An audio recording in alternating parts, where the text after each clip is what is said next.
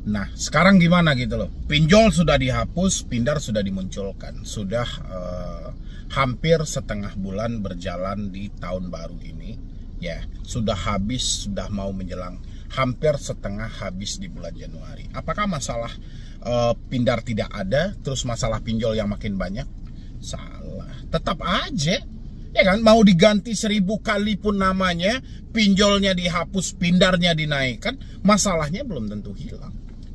Ya, karena sumber masalahnya kan sudah jelas. Penerapan bunga, ya kan, tidak sesuai dengan fakta yang ada. Ini yang harus diawasi dengan tegas sampai ke lapangan. Pemotongan biaya layanan, ya, dibilang untuk bayar premi asuransi yang begana, yang begini segala macam. Fakta yang terjadi apa? Nggak ada gitu loh. Ya, habis itu apalagi tenornya katanya nggak menyesuaikan dengan fakta yang terjadi. Ini perlu diawasi, penting.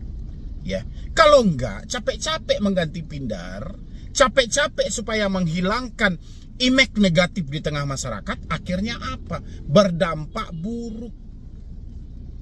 Itu yang terjadi kawan-kawan semuanya. Kan kadang nggak nyambung OJK-nya gitu. Harusnya dipertegas semuanya. COJK nomor 19 tahun 2023, penerapan bunga. Terapkan, awasi, cek di lapangan. Sesuai atau tidak faktanya. Ya, satu orang cuma boleh meminjam di 3 aplikasi. Cek di lapangan.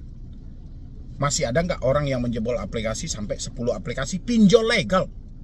Ya, walaupun disebut Pindar, pinjaman daring, ya sudah Pindarnya gitu loh. Masih ada kok dananya yang cair.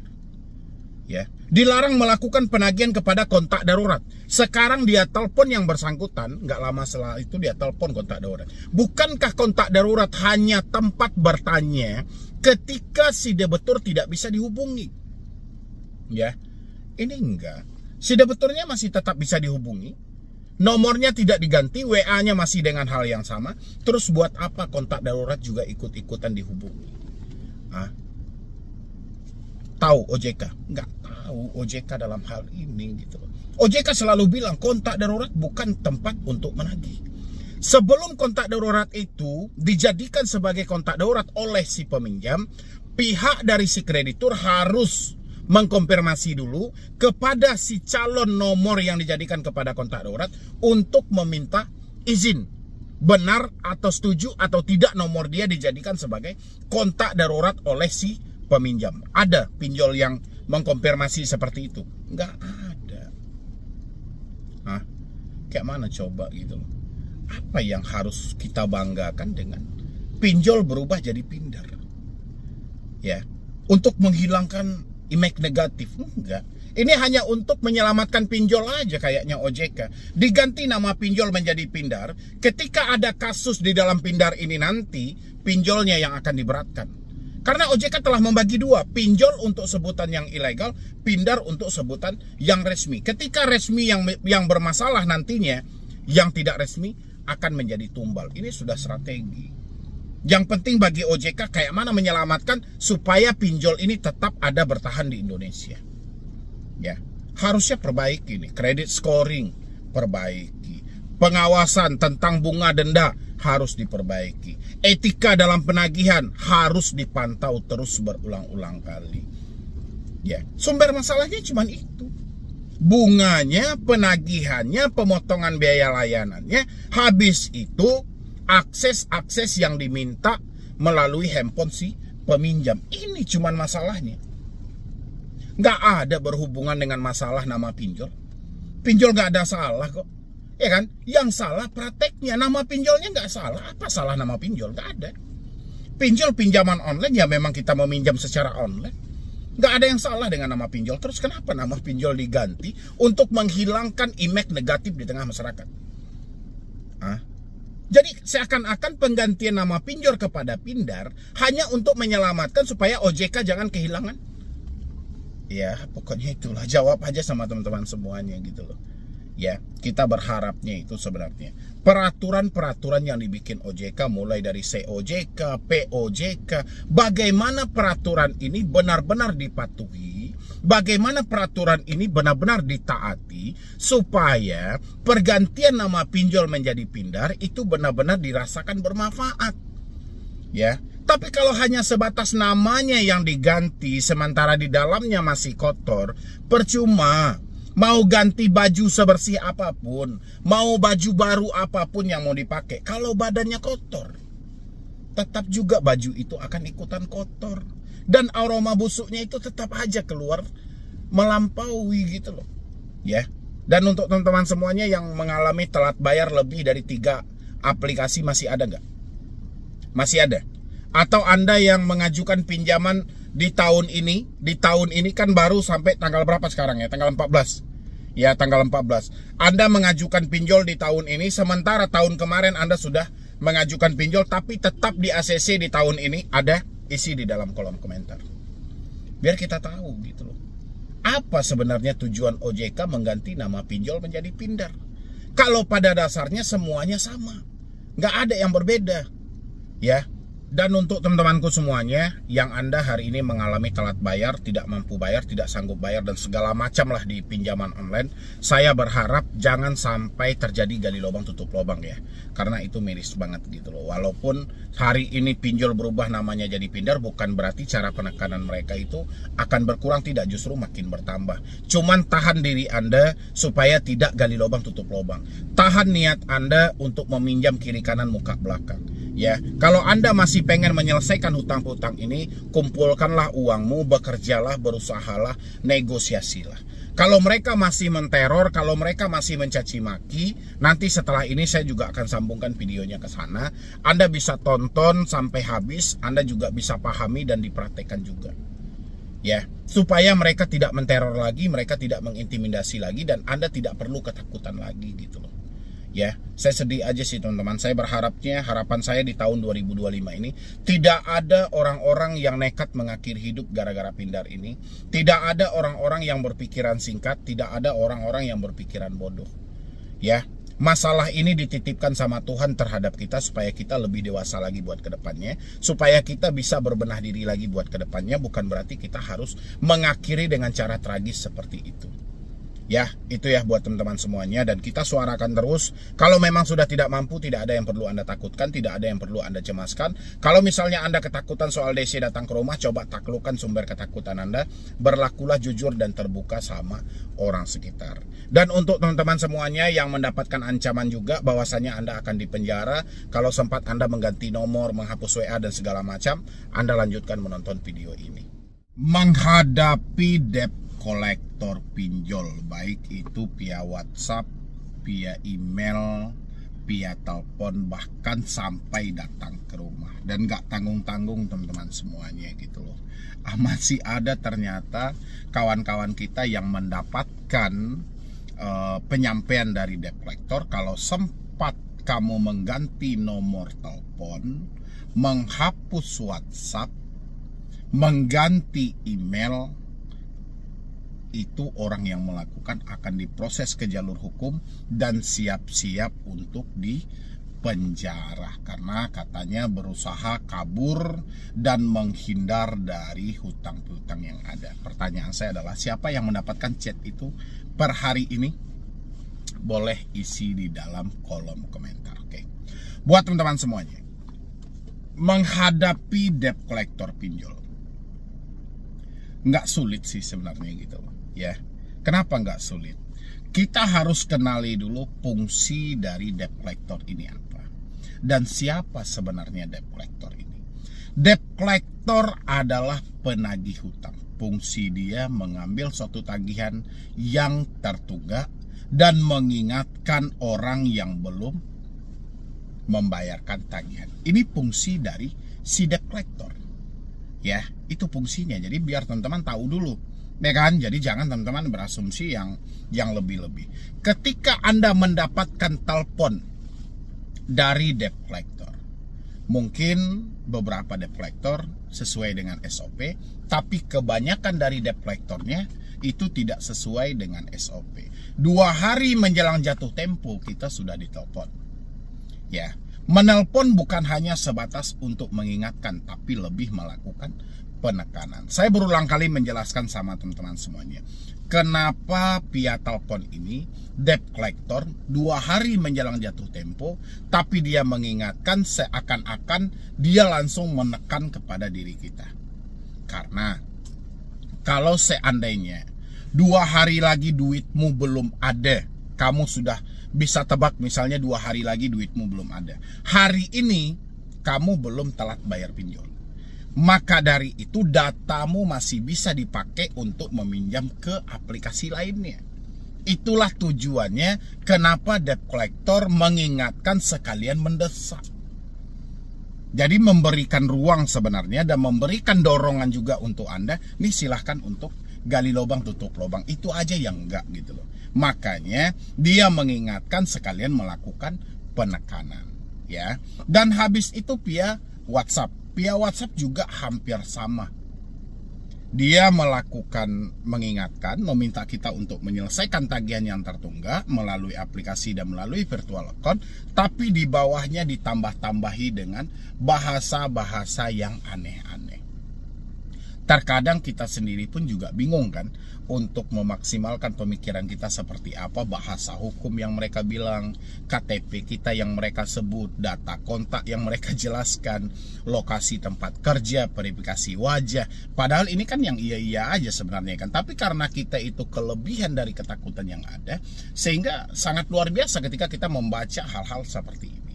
Ya, dan habis itu tak jarang juga kita mendapatkan caci maki dan hinaan walaupun terkadang mereka tidak menyebutkan mereka dari aplikasi mana. Habis itu via email.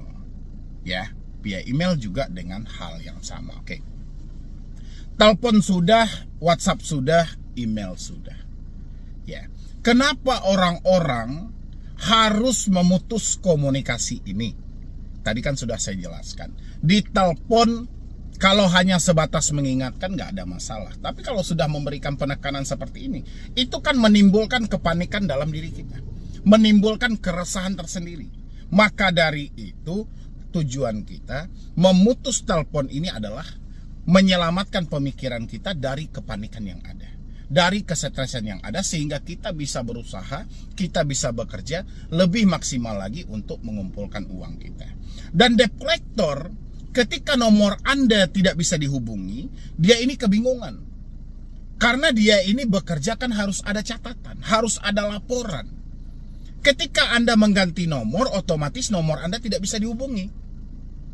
Dia harus membuat laporan apa ke perusahaan dia. Nanti perusahaan memvonis dia tidak bekerja. Inilah yang dikesalkan debt collector, sehingga dia sampaikan kalau sempat ganti nomor, kamunya akan diproses ke jalur hukum dan kamu akan dipenjara.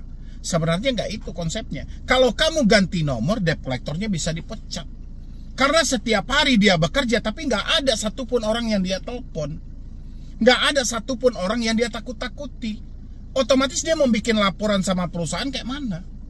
Ya, ukuran cair uang makan nggak jadi cair uang makan. Ukuran dapat uang bensin nggak jadi dapat uang bensin. Ini yang dikesalkan oleh debt collector. Makanya debt collector itu selalu menyampaikan, jangan coba-coba ganti nomor. Jangan coba-coba blokir kami. Kalau tidak mau nanti berakibat fatal. Itu bahasa mereka sih. Sebenarnya hal itu nggak perlu juga kalian dengarkan gitu loh. Kita mengganti nomor ya karena tadi. Dia bukan mengingatkan kita, malah memberikan kita kepanikan. Orang kita sudah stres kok. Duit udah nggak ada aja kita udah panik ya kan. Kita udah stres gitu loh. Makanya kita ambil alternatif untuk memutus komunikasi ini demi menyelamatkan pemikiran kita. Begitupun juga dengan WhatsApp. Bukannya kita mengganti nomor WhatsApp, tidak. Tapi karena WhatsApp digunakan untuk mencaci maki, untuk menghina, makanya alangkah baiknya putus WhatsApp. Ya kan? Hapus WhatsAppnya. Email juga seperti itu. Ganti. Ya. Karena debt collector sendiri yang menyalahi aturan ini. Bukankah telepon ini, WhatsApp ini, email ini adalah penghubung ketika jarak jauh. Bukan untuk melakukan penekanan. Bukan untuk melakukan caci maki. Itulah alasannya kenapa kita perlu mengganti nomor telepon, WhatsApp, dan email. Jadi kalau teman-teman bertanya sama saya bagaimana menghadapi debt collector via telepon, WhatsApp, dan email, akan sulit gitu loh. Kenapa sulit? Debt collector lebih menguasai segi ancaman. Debt collector lebih menguasai segi marketing dalam urusan penagihan. Sementara kita bermain dengan perasaan, bermain dengan penyesalan, bermain dengan rasa bersalah. Kita akan kalah di posisi ini. Ya, yang kita butuhkan adalah ketenangan pemikiran kita. Yang kita butuhkan adalah supportan untuk kita terus maju buat ke depannya. Sementara yang dilakukan debt collector mematahkan semangat kita, menghancurkan semuanya dan menakut-nakuti kita. Jadi ukuran kita bekerja nggak jadi. Yang terjadi apa? Malah banyak gali lubang tutup lubang. Makanya alangkah baiknya via telepon, via WhatsApp, dan via email itu nggak perlu Anda hadapi sama sekali. Ya, karena poinnya mereka ini tukang tagih. Mereka tidak peduli dengan alasanmu seperti apa. Itu makanya di awal saya sampaikan, kenali dulu debt collector. Fungsi mereka apa? Debt collector ini fungsinya menagih hutang. Dia nggak peduli alasanmu tidak bekerja, tidak ada uang, tidak ada pemasukan, nggak peduli. Bagi mereka Anda meminjam sekarang, bayarnya nanti. Ya sudah, begitu tanggal jatuh tempo bayarkan. Mereka nggak peduli alasan Anda seperti apapun. Maka dari itu buat teman-teman semuanya, nggak penting Anda berkomunikasi dengan hal ini. Apakah kita mengganti nomor ini kita diproses ke jalur hukum? Tidak. Nggak ada hubungannya gitu loh. Ya, kalau debt collector mau kan kita masih ada alamat. Di KTP kita masih ada alamat. Ngapain harus ganti nomor terus kita diproses hukum? Emang dasar hukumnya apa yang mau diproses oleh pihak kepolisian? Ya, apa yang mau Anda laporkan? Ini Pak, nasabah saya, dia ganti nomor. Terus kalau ganti nomor handphone dia apa salahnya gitu loh? Kan dia masih ada alamatnya, kenapa tidak dikunjungi? Jadi teman-teman nggak usah terlalu percaya dengan ucapan kita diproses ke jalur hukum, Bang. Jadi nggak perlu percaya ya. Jadi memang sudah tepat sebenarnya. Anda mengganti nomor, mengganti WhatsApp, menghapus email sudah tepat. Anda menyelamatkan hidup Anda dari kepanikan yang selalu menghantui Anda. Itu saya apresiasi. Ya, itu saya dukung banget gitu loh. Karena memang selama ini banyak deskol itu tidak sesuai dengan aturan yang berlaku. Ya kan, lebih baik kita menghadapi debt collector secara langsung, lebih baik kita menghadapi secara offline. Ini lebih jelas daripada kita menghadapi mereka via telepon, WhatsApp, email. Dia mencaci maki tapi kita nggak tahu orangnya. Dia menghina-hina, kita tidak tahu mereka dari mananya gitu loh. Daripada kita nyesek sendiri, daripada kita stres sendiri, mendingan kita putus komunikasinya. Tepat, urusan penjara, pidana, proses hukum tidak ada gara-gara ganti nomor. Oke, teman-teman semuanya. Dan habis itu kita pindah bagaimana menghadapi debt collector secara langsung. Oke, menghadapi debt collector secara langsung ini butuh ketenangan dulu teman-teman semuanya. Kebanyakan dari orang-orang ketika mendengar debt collector datang ke rumah ini ketakutannya sangat luar biasa loh. Kenali dulu tingkat ketakutan teman-teman semuanya. Teman-teman semuanya, ketakutan ketika DC datang ke rumah itu kenapa? Karena hutang tidak dibayar, kan memang fakta duitmu nggak ada. Ya kan? Karena belum melakukan pembayaran di aplikasi, kan memang fakta gajimu belum keluar. Kamu telat bayar, kan memang fakta kamu dari resign tempat kerja.